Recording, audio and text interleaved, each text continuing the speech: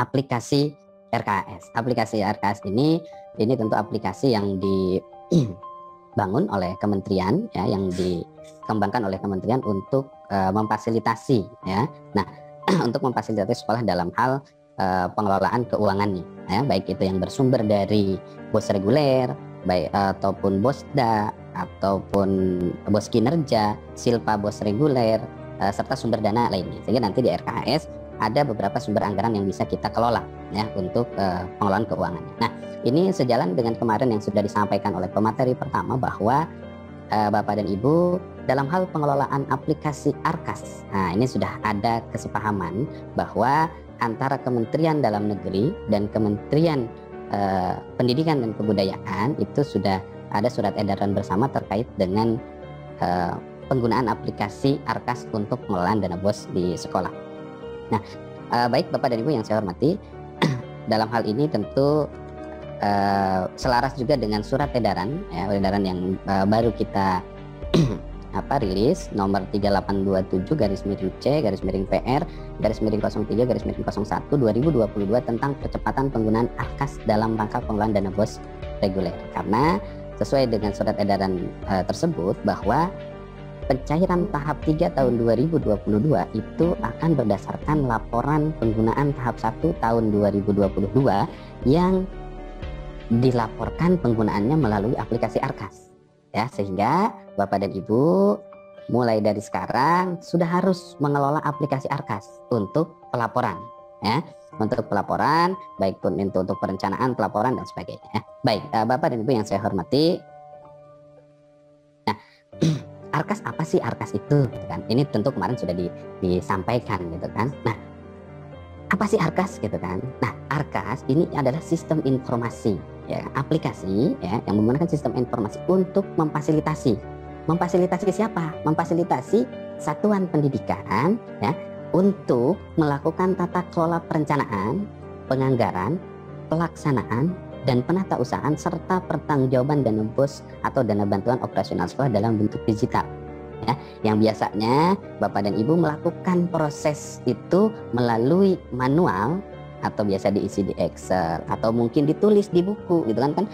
Sekolah itu kadang ada buku besar, ada buku kecil, gitu kan, ya. Nah, ini kita permudah, ya, dengan adanya aplikasi ini kita permudah, kita fasilitasi satuan pendidikan untuk melakukan tata kelola secara digital, ya, sehingga nanti Bapak dan Ibu tidak terlalu terbebani dengan pelaporan, ya. Cukup Bapak dan Ibu nanti input di satu aplikasi, yaitu aplikasi ARKAS, sehingga nanti dari aplikasi ARKAS ini Bapak dan Ibu terintegrasi, ya, dengan beberapa aplikasi yang ada di Kemdikbud. Baik, selanjutnya Bapak dan Ibu terkait dengan siapa sih pengguna ARKAS, gitu kan, ya. Apa ARKAS ini, siapa sih pengelolanya? Pertama, ya kan, ARKAS ini ditujukan sesuai dengan Permendikbud nomor 2 tahun 2022 pasal 35 yang kemarin sudah disampaikan tentunya, bahwa dalam pasal 35 itu disampaikan kepala satuan pendidikan penerima BOS, ya, penerima BOS nih, BOS reguler, bahwa ketika kepala sekolah melakukan proses perencanaan dan pelaporan itu menggunakan aplikasi yang sudah disiapkan oleh kementerian, yaitu aplikasi ARKAS. Nah, sudah ada tercantum juga aplikasi ARKAS. Nah, sehingga Bapak dan Ibu, pengguna aplikasi yang pertama adalah kepala sekolah, ya, yang kedua bendahara sekolah, yang ketiga komite. Nah, kepala sekolah dan komite ini sebagai penanggung jawab. Nah, operator aplikasinya siapa? Operator aplikasinya bendahara itu sendiri, ya. Sehingga nanti ketika registrasi, siapa yang registrasi? Yang registrasi adalah bendaharanya. Nah, kalau ada, Pak, mohon maaf, gitu kan, posisi sekolah saya itu bendaharanya oke, gitu kan, hanya ada ketidakmampuan untuk mengelola aplikasi. Apakah ini diperkenankan untuk dikelola oleh operator, ya? Nah, tentu ketika ada kondisi seperti itu, bendahara tetap sebagai operator aplikasi. Akan tetapi ketika nanti menginput ke dalam aplikasi, bendahara ini bisa didampingi oleh siapa? Oleh orang yang berkompeten, ya. Misal dibantu oleh operator pengelola Dapodi karena mereka sudah lebih paham pengelolaan aplikasi, boleh. Tapi ketika dia registrasi atau sebagai sebagai operator aplikasinya, yang terdaftarnya tetap bendaharanya. Dan ketika bendaharanya dibantu, itu bendahara juga memahami bahwa di aplikasi Arkas itu ada fitur A, fitur B, fitur C. Ini untuk ini untuk itu, ya. Sehingga nanti ketika ada pemeriksaan, ada pertanyaan, operator bendahara ini masih paham, ya. Sehingga tidak menitik beratkan terhadap operator yang lain, ya. Baik. Selanjutnya Bapak dan Ibu, terkait dengan karakteristik aplikasinya itu sendiri, ya. Nah, aplikasi RKAS kemarin sudah disampaikan di awal, ya, bahkan di hari Jumat sudah disampaikan ketika pembukaan sosialisasi. Saya mengingatkan kembali, ya, supaya Bapak dan Ibu yang saudara-saudara kita, teman-teman kita yang memang posisi geografisnya, ya kan, geografisnya itu tidak memungkinkan untuk terkoneksi internet. Nah, di sini ada beberapa kriteria. Pertama, dari sisi jenis aplikasinya, aplikasi RKS ini berbasis desktop installer, ya. Nah, sehingga ini hanya bisa diinstal di satu laptop untuk satu sekolah, ya. Lalu dari sisi konektivitasnya, nah, konektivitasnya semi daring atau semi online. Artinya Bapak dan Ibu pengelola aplikasi Arkas tidak perlu khawatir yang kondisi geografisnya, Pak, saya jangankan koneksi internet, Pak, gitu kan, koneksi listrik aja terhambat, gitu kan, adanya tuh malam, Pak, siang tuh nggak ada listrik. Ini bisa kita antisipasi, Pak, ya, bahwa aplikasi Arkas ini tidak full online, semi online, hampir sama dengan Bapak dan Ibu yang pengelola Dapodik, ya kan. Hanya beberapa fitur yang memang diperlukan internet. Tapi selebihnya Bapak dan Ibu itu ketika Bapak dan Ibu input perencanaan, ketika Bapak dan Ibu input contohnya BKU, itu kita tidak perlu terkoneksi dengan internet, sehingga memudahkan Bapak dan Ibu dalam pengelolaan aplikasi, ya. Yang keempat, sifat aplikasinya itu longitudinal. Artinya aplikasi ini berkesinambungan antara data kegiatan yang sudah kita input bersama anggarannya itu di tahun kemudian. Karena kan dari sisi kegiatan ini di sekolah itu ada kegiatan-kegiatan yang memang berulang, gitu kan. Nah, ini bisa kita lanjutkan di tahun berikutnya. Jadi Bapak dan Ibu memang butuh ekstra, ya kan, di tahun awal. Tapi setelah tahun kedua, tahun ketiga dan berikutnya itu tidak perlu tinggal melanjutkan. Jadi tidak terlalu nanti banyak pekerjaan, ya. Yang kelima, dari sisi datanya itu sendiri, datanya itu bersifat punya karakteristik relasional. Artinya, relasional ini, Arkas ini itu terhubung dengan platform yang ada di Kemdikbud, ya. Salah satunya yang sudah terkoneksi itu dengan platform Dapodik. Nah, nanti kita cek, ya, keadaan atau posisi datanya, ya. Jadi dalam aplikasi RKAS itu nanti ada daftar guru, yang daftar guru itu bersumber dari Dapodik. Bapak dan Ibu di sekolah tidak perlu input lagi data gurunya, nah, tinggal pilih, ya. Oke. Yang selanjutnya terkait dengan Siplah, nanti terintegrasi dengan Siplah, ya, berhubungan. Lalu terkait dengan rapor pendidikan, nanti kan Bapak dan Ibu tentu kan sudah punya rapor pendidikan nih di sekolah, ya kan. Rapor pendidikannya yang nanti diturunkan, ada indikator-indikatornya, ya kan. Rapor pendidikan kan hasil dari asesmen nasional, muncul rapor pendidikan, nanti dari rapor pendidikan diturunkan ke PBD, ya. Nah, nanti dari PBD itu nanti muncullah beberapa benahi, ya, atau identifikasi masalah, refleksi dan benahinya nanti yang bisa diintegrasikan untuk pemenuhan benahinya, kegiatannya bersumber dari RKAS, ya. Tentu ini Bapak dan Ibu nanti ada pembahasan lebih lanjut, ya. Oke. Yang keempat tentu terkait dengan konektivitas dengan terhubungan dengan SIPD, ya. Nanti ini kita masih proses nih dengan Kemdagri untuk pengintegrasinya, ya, Arkas Markas dengan SIPD, sehingga Bapak dan Ibu dari sekolah jenjang SD, SMP, SMA, SMK, SLB tidak perlu lagi menginputkan, atau dinas pendidikan tidak perlu lagi menginputkan penggunaan dana bosnya di SIPD. Nanti akan terintegrasi secara otomatis. Mudah-mudahan nih tahun ini kita sudah selesai integrasinya dengan SIPD, ya.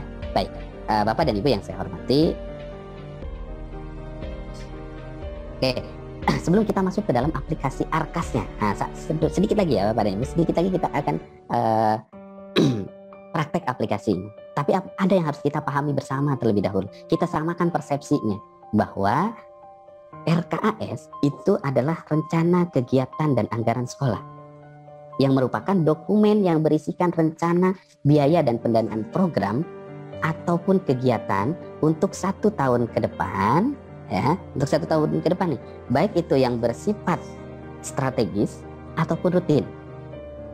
Ya, artinya Bapak dan Ibu, ketika Bapak dan Ibu membuat RKAS, maka dokumen RKAS itu apa yang kita rencanakan di dalamnya. Nah, tentu dari hal ini yang kita rencanakan itu adalah rencana kegiatan. Jadi yang kita rencanakan itu kegiatannya dulu Bapak dan Ibu. Bapak dan Ibu tentu di sekolah, Sobat Arkas di sekolah itu sudah tahu bahwa saya di bulan Januari itu ada kegiatan A.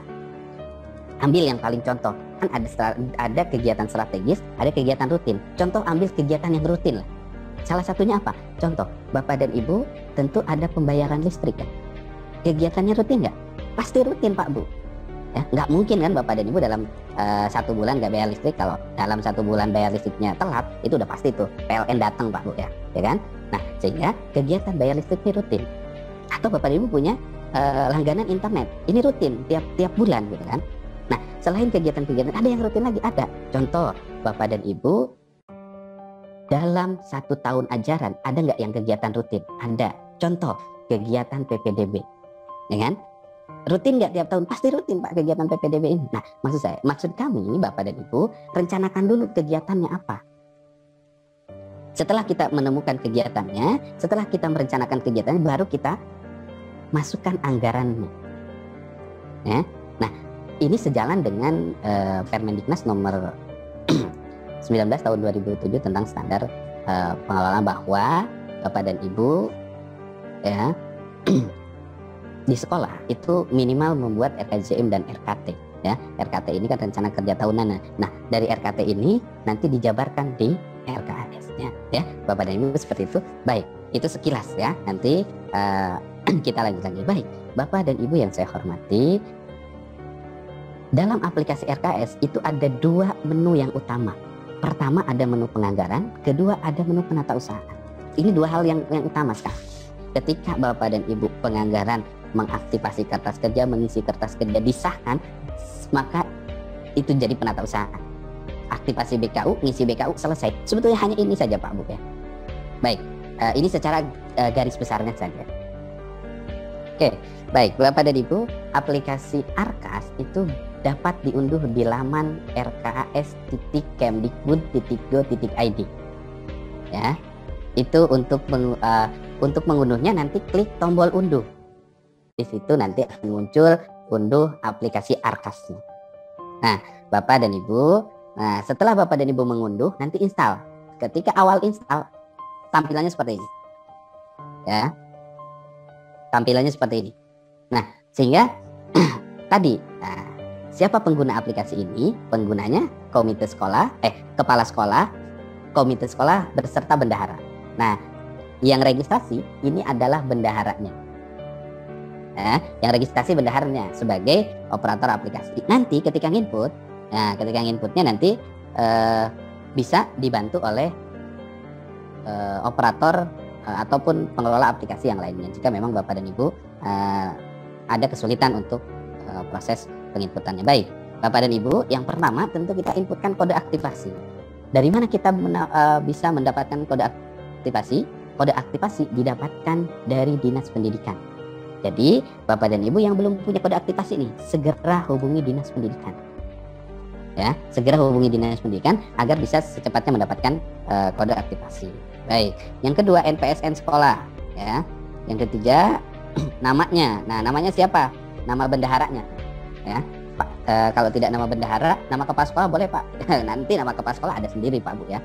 Oke, ini saya contohkan. Baik.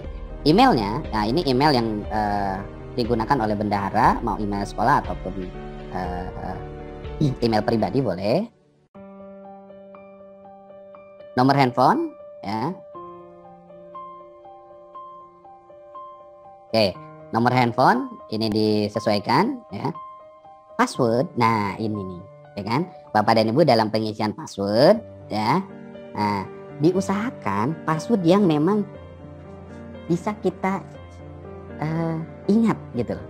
Jangan, oh Pak saya pengen security-nya pengen Abdul gitu. Tapi Bapak dan Ibu setelah input password, klik registrasi, lupa gitu. Tadi saya isi passwordnya apa ya gitu kan. Nah maka ketika Bapak dan Ibu registrasi, sediakan note ataupun apalah ya kan, sediakan notepad-nya ataupun aplikasi yang bisa mencatat, disiapkan sehingga passwordnya kita catatkan dulu sebelum kita klik registrasi agar nanti kita tidak lupa ya, karena biasanya sangat kreatif gitu kan isi passwordnya itu ya, mengandung huruf besar huruf kecil, ada angkanya, kasih simbol, setelah klik registrasi lupa ya. Baik. Bapak dan Ibu yang saya hormati, saya klik registrasi, pastikan bahwa Bapak dan Ibu terhubung dengan server. Artinya ini, nah proses registrasi ini yang butuh internet. Ya, ini yang butuh internet. Jadi pastikan Bapak dan Ibu laptopnya terkoneksi dengan internet. Tanda terkoneksi dengan internet, Bapak dan Ibu di sini terhubung dengan server. Ya. Selanjutnya nih kita klik tombol registrasi. Nah, ketika Bapak dan Ibu nanti ada kondisi seperti ini berarti Bapak dan Ibu menghubungi Dinas Pendidikan untuk dibantu dalam proses. Ketika Bapak dan Ibu nanti punya kondisi seperti ini nanti koordinasi dengan Dinas Pendidikannya, karena kemungkinan besar nanti pernah kondisinya pernah diinstal di laptop yang lain ataupun pernah diregistrasikan di laptop yang lain ya, sehingga nanti Bapak dan Ibu bisa berkoordinasi dengan Dinas Pendidikan untuk dibantu nanti dibantu di reset untuk bisa registrasi di laptop yang baru ya. Baik, ini nanti mudah-mudahan Dinas Pendidikan melihat ini, sehingga ini saya bantu demonstrasikan. Kita klik lagi ya, kita klik registrasi. Nah, proses registrasinya kalau terkoneksi dengan internet sebetulnya sebentar ya, tidak memerlukan waktu yang lama gitu kan. Ini kita tunggu proses registrasinya. Nah, ketika Bapak dan Ibu proses registrasi ini, tentu ini tadi yang saya sampaikan, nanti harus terkoneksi dengan internet sehingga proses registrasinya bisa berhasil ya. Karena registrasi ini tidak bisa seperti Dapodik nih, ya kan? Kalau Dapodik gampang, dia ada fitur registrasi offline ya. Kalau Dapodik, tapi dalam aplikasi RKS tidak ada registrasi offline ya. Bahkan di Dapodik pun sama, registrasi offline itu sebetulnya harus unduh profil dulu gitu kan. Tetap aja harus ada online nih ya. Baik. Nah ini kita tunggu sinkronisasinya sampai berhasil. Ini tampilan awal ketika Bapak dan Ibu selesai melakukan proses registrasi. Itu dashboardnya itu seperti ini ya. Kita tunggu sinkronisasi referensi dan sebagainya ya. Oke. Nah ini sedang proses nah tampilan awalnya seperti ini